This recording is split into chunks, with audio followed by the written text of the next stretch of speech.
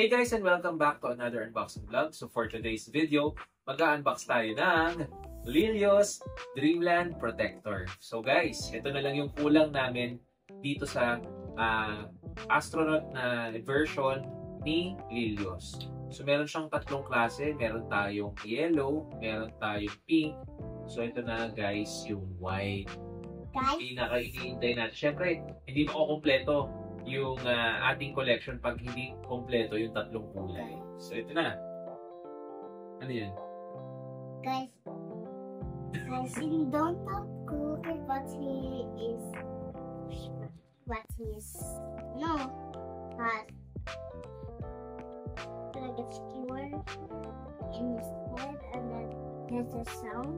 Okay, let's start na. So pag tinignan nyo guys yung box, so pag binuksan nyo siya, usually kasi napansin ko sa mga boxes ni Lilios, usually pag ganito yung design niya. So dito, patayo siya. So pag display nyo yung box niya, patayo din dapat, no? So ito yung itsura ng side, tapos ito yung kabilang side. So tanggalin na nga natin yung plastic para mas makita natin. So pagka ino-open nyo siya guys, nandito siya sa taas bubuksan. So tara, buksan na natin. Excited na rin ako makita.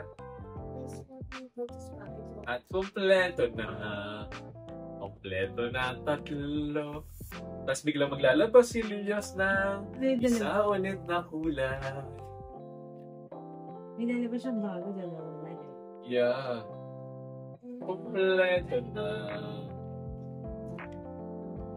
Oops. Siyempre merong card.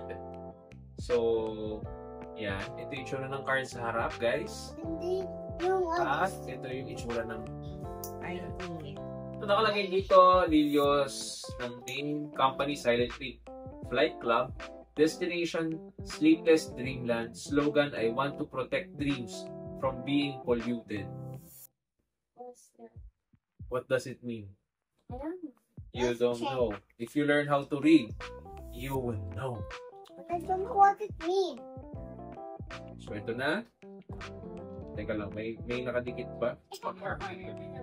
Wala. Excited na sa number na ito. Excited na. Ayan siya guys.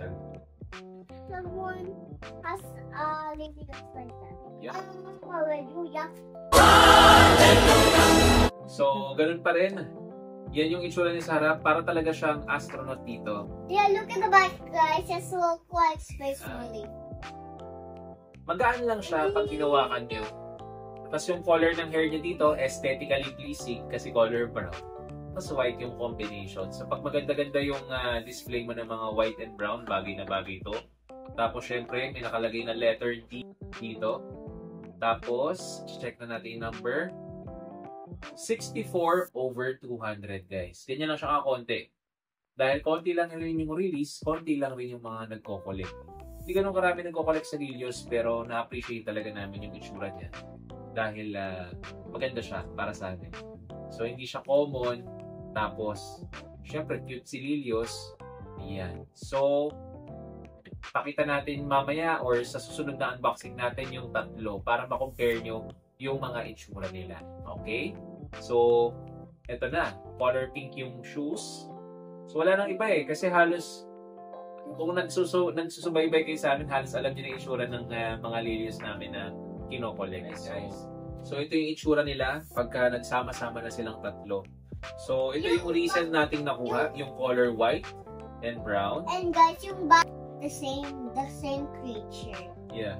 So, ano ba mas una natin nakuha dito, ma? Yung yellow pa? Yung yellow.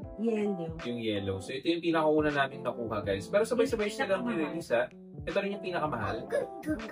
Siguro dahil sa colorway niya na... Hindi pinakamahal natin nakuha kasi sa something pa natin in order, no? So, ito yung itsura nila, guys. Pagka nagsama-sama sila. Wait lang, pakita ko lang. Yan yung itsura ng harap. So makikita nyo yung color comparison. Halos pare-pares lang naman yung itsura nila. Guys, look at this. This one, the same color as the hair of this. Tapos ito yung itsura nila guys sa likod. Sa side muna. Ayan. Tapos ito yung itsura nila sa likod. Yan. So, yun lang. Ito na sila. Ang napakaganda nating mga lilios. Yan. So, mag-start na kayo mag-collect ng lilios, guys, dahil habang tumatagal, lalo silang mahirap hanapin. So, habang may bago pa or may mga papalabas pa na mga lilios na series na kaya nyo pang makuha as soon as possible, dapat makuha nyo na sila. Dahil pag lalong tumatagal, lalong nagmamahal at lalong mas mahirap hanapin.